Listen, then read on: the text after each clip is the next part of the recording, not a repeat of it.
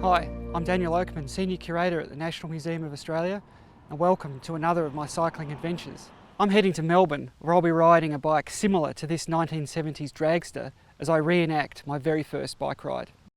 I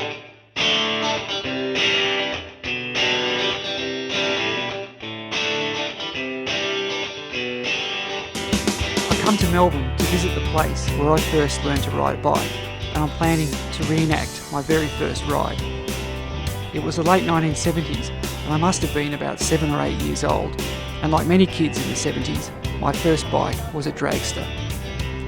So in keeping with the spirit of this exercise, my Uncle John has very kindly found for me a second-hand Dragster to really take me back in time.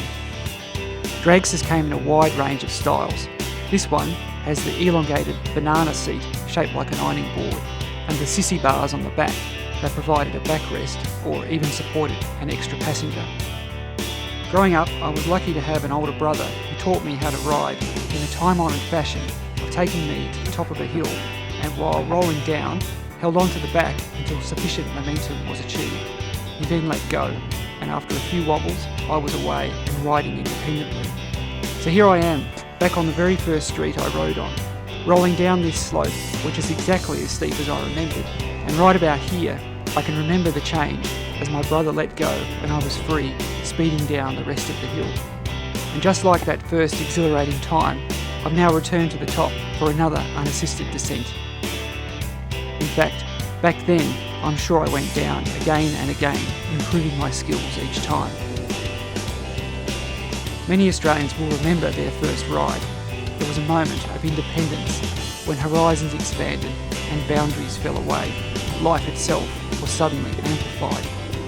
Riding the streets of Melbourne during this cycling adventure has reminded me of how, as we grow into adulthood, we confine the excitement of our first ride to childhood, something we grow out of as we transition to motorised transport. I think by embracing and honouring the moment we learned to ride, we might rekindle a desire to embrace the capacity of our bodies to move under their own power, a desire that might powerfully shape the whole of our lives, not only our childhood.